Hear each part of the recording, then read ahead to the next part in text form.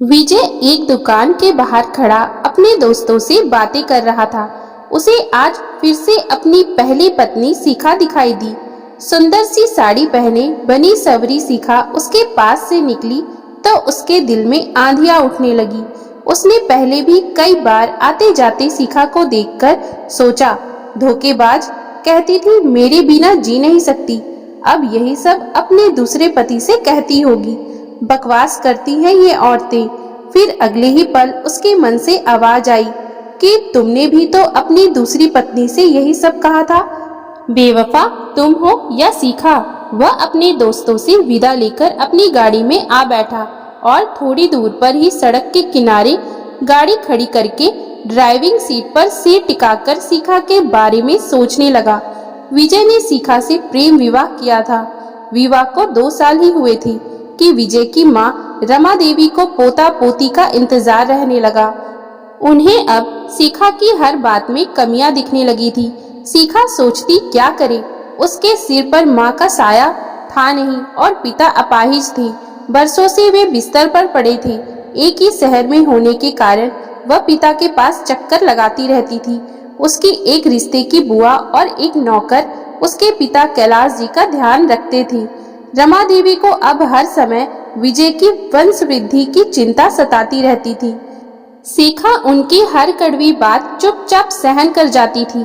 वो सोचती जो बात कुदरत के हाथ में है उस पर अपना खून जलाना बेकार है। वह आराम से घर के कामों में लगी रहती। उसे परेशानी तब होती जब विजय को उससे कोई शिकायत होती। वह विजय को इतना प्यार करती थी कि उसकी बाहों में पहुंचकर विजय कह उठता, तुम किस मिट्टी की बनी हो, पहले दिन की तरह आज भी कितनी सुंदर दिखती हो। शिखा हंसकर उसके सीने से लग जाती और इस तरह 5 साल बीत गए थे। विजय के ऑफिस से आने के समय शिखा उसे तैयार हंसती मुस्कुराती मिलती। रमा देवी को ये सब पसंद नहीं था। एक दिन वो विजय से बोली, तुम उदास और दुखी क्यों रहते हो? विजय हंसा, क्या हुआ है मुझे, अच्छा तो हूँ। बिना बच्चे के भी कोई जीवन है, बच्चों से ही तो जीवन में रौनक आती है। माँ, दुनिया में हजारों लोग हैं जिन्हें बच्चे नहीं हैं। विजय शांत रहते हुए बोला, तुम लोग ढंग से डॉक्टर को दिखाते क्यों नहीं हो? अभी तक इस बारे में गंभीरता से नहीं सोचा था माँ, अगले हफ्ते दिखाता हूँ। ये कहकर विजय अपने कमरे में चला गया। शिखा विजय के लिए चाय लेकर आई तो विजय के चेहरे के भाव को देखकर वो समझ गई कि माँ बेटे में क्या बातें हुई होंगी। फिर डॉक्टर चेकअप टेस्ट का सिलसिला शुरू हुआ और जब रिपोर्ट आई कि शिखा कभी माँ नहीं बन सकती तो शिखा के आंसू रुकने का नाम ही नहीं ले रहे थे। विजय शिखा को समझाता रहता कि हम किसी अनाथालय से बच्चा गोद ले लेंगे, लेकिन रमा देवी किसी पराये बच्चे को स्वीकारने के लिए तैयार नहीं हुई।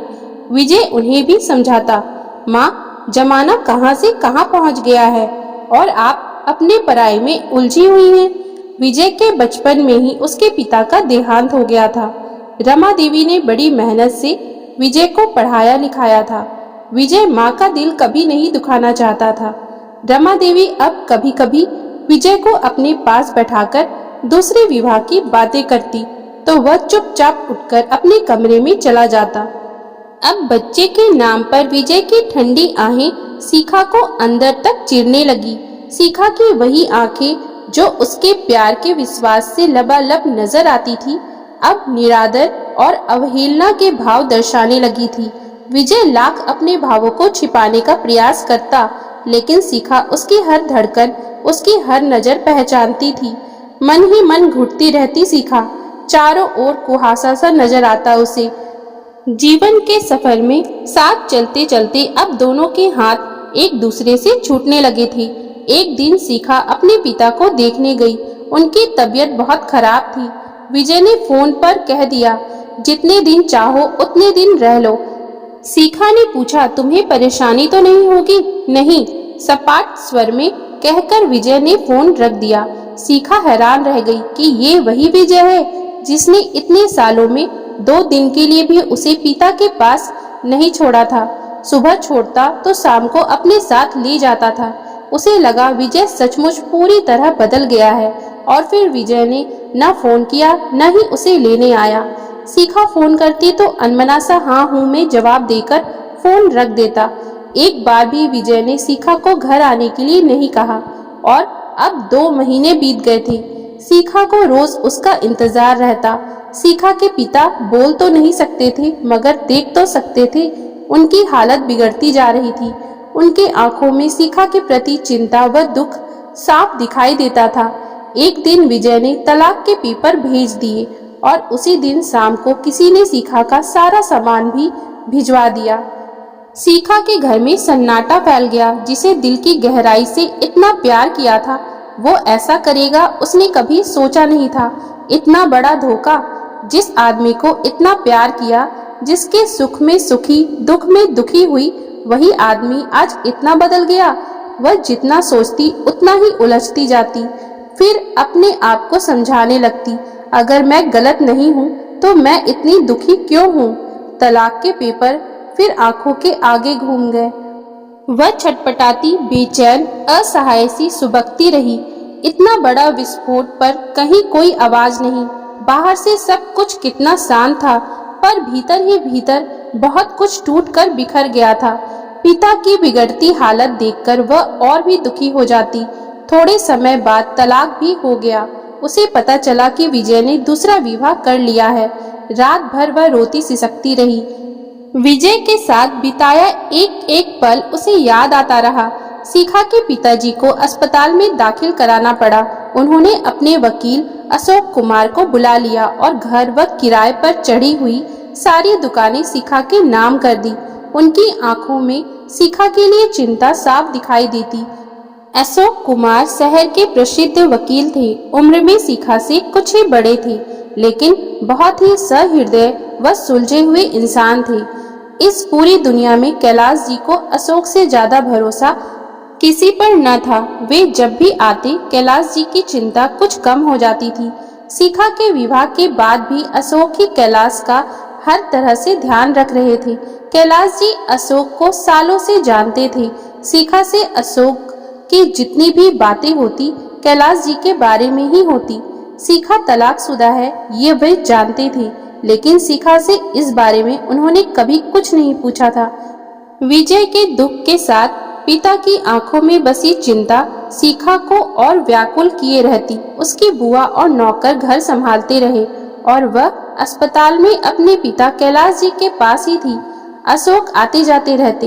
एक दिन अशोक जाने लगे तो शिखा बोली, एक व्यक्तिगत प्रश्न पूछना चाहती हूँ आपसे। अशोक ने कहा। कैलाश जी नींद में हैं और शिखा बहुत परेशान है। वह कुछ कहने की हिम्मत जुटा रही थी। अशोक बोले, पूछिए, आपने विवाह क्यों नहीं किया? अशोक को एक झटका सा लगा, लेकिन फिर धीरे से बोले, कोई मजबूरी थी। कहकर वे जाने लगे तो शिखा ने तेजी से आगे बढ़कर कहा, क्या आप मुझे बता सकते हैं? अशोक वहीं अपना बैग रखकर बैठ गए और फिर धीरे धीरे बोले, कुछ लोग कमियों के साथ पैदा होते हैं और अगर मैं विवाह के योग्य होता तो सही समय पर विवाह कर लेता। आप मेरी बात समझ गई होंगी। हाँ अशोक साहब, ऐसा सिर्फ पुरुषों के साथ ही नहीं, स्त्रियों के साथ भी तो होता है। मैं भी कभी मां नहीं बन सकती, इसी कारण मेरा तलाक हो गया।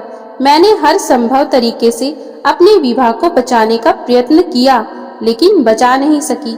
अशोक ने हैरान होकर उसकी तरफ देखा तो शिखा ने कहा, क्या आप मेरे साथ विवाह कर सकते हैं? शिखा, आप होश में तो हैं? बहुत सोच समझकर कह रही हूँ। मेरे पापा की जान मुझ में अटकी है। आप तो वकील हैं, ये जानते हैं कि एक अकेली औरत को दुनिया कैसे परेशान करती है।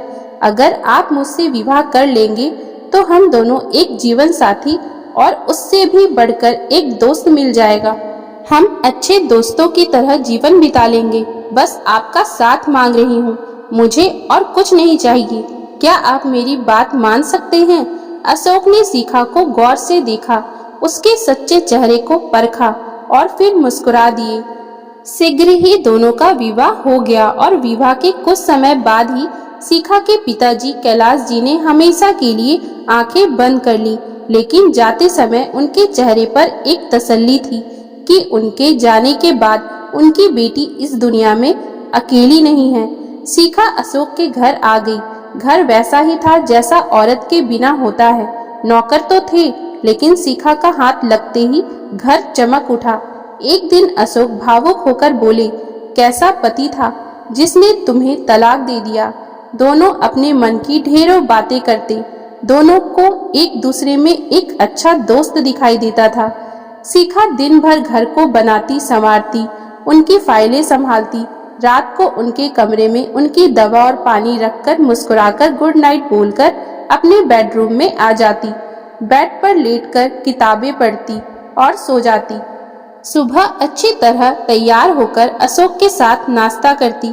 उनके जाने के बाद गाड़ी निकालती और अशोक के बताए कामों को पूरा करती, यानी कभी बैंक जाना, कभी उनके डॉक्टर से मिलती, उनका हिसाब किताब देखती, उनका हर काम हंसी खुशी करती। आज विजय को शिखा फिर से दिखाई दे गई थी। छोटा शहर था, इसलिए कई बार पहले भी दिख चुकी थी। ऑफिस से उठकर इधर उधर घूमना विजय की आदत बन गई थी। न जाने क्यों अब जब कभी भी शिखा को देख लेता, दिल में एक फांस सी चुभती। कई महीने तो शिखा उसे नजर नहीं आई थी। वैसे उसने सुन लिया था कि उसने भी शादी कर ली है और बहुत खुश रहती है। न जाने क्यों उसे शिखा की शादी से उसे दुख पहुंचा था।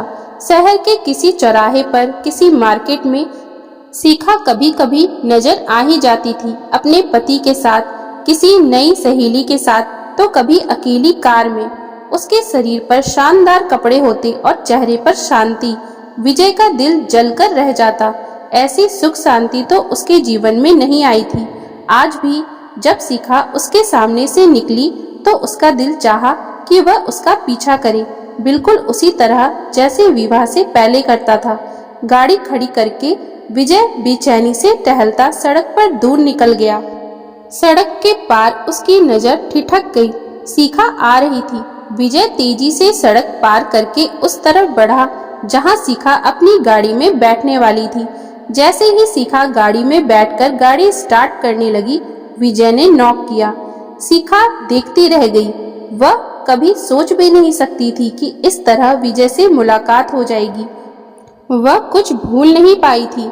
विजय ने कहा, क्या गाड़ी में बैठकर बात कर सकता हूँ? शिखा ने पल भर सोचा, फिर कहा, नहीं, आपको इस तरह बात करने का कोई हक नहीं है अब। विजय को धक्का सा लगा। वह टूटे स्वर में बोला, बस थोड़ी देर, फिर खुद ही उतर जाऊंगा। कौन सी बातें आपको 2 साल बाद याद आ गई है? विजय बैठता हुआ बोला, बहुत बदल गई हो। क्या खुश हो अपने जीवन से? कैसा है तुम्हारा पति? वे बहुत अच्छे हैं और उन्हें बच्चे की कोई भी इच्छा नहीं है।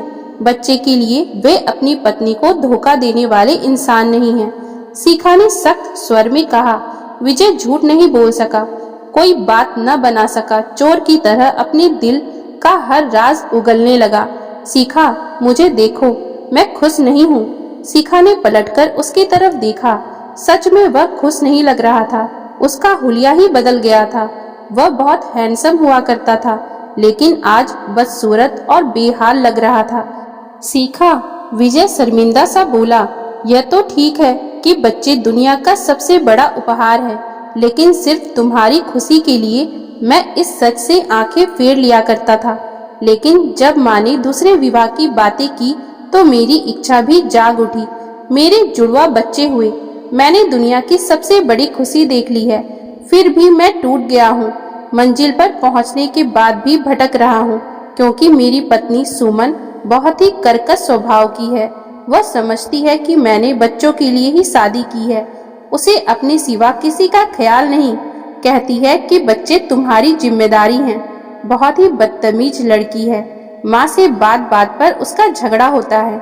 वहीं घर जो तुम्हारी उपस्थिति में खुश और शांत नजर आता था, अब कलह का अड्डा लगता है।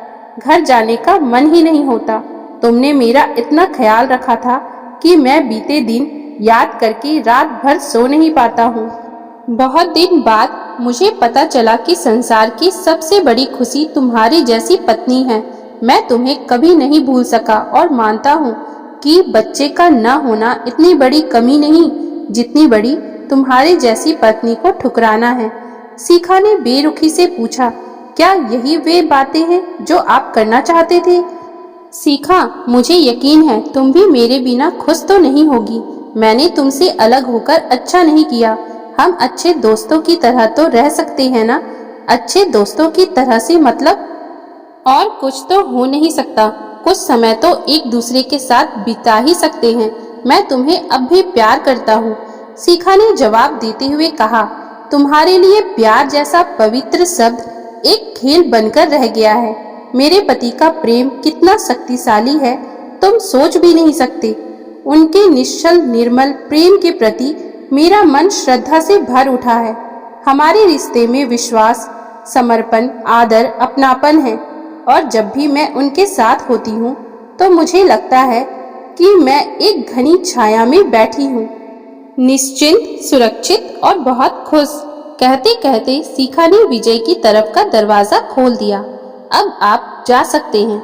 विजय ने कुछ कहना चाहा, लेकिन सीखा पहले ही बोल पड़ी, अब और नहीं। और फिर विजय के उतरते ही उसने गाड़ी आगे बढ़ा दी और अपने दिल में अशोक के प्रेम की भीनी भीनी सुगंध से सराबोर घर पहुंची तो अशोक उसे देखते ही मुस्कुरा दिए। सीखा को लगा कि कुछ पल आंखों में तैरता प्यार भी कभी कभी पूरा जीवन जीने के लिए काफी होता है। तो दोस्तों, अगर आपको हमारी आज की ये कहानी अच्छी लगी हो तो कृपया आप हमारे चैनल को लाइक, शेयर और सब्सक्राइब जरूर कर लें, जिससे हम आपके लिए और भी अच्छी अच्छी कहानियाँ लाते रहें। Thank you for watching.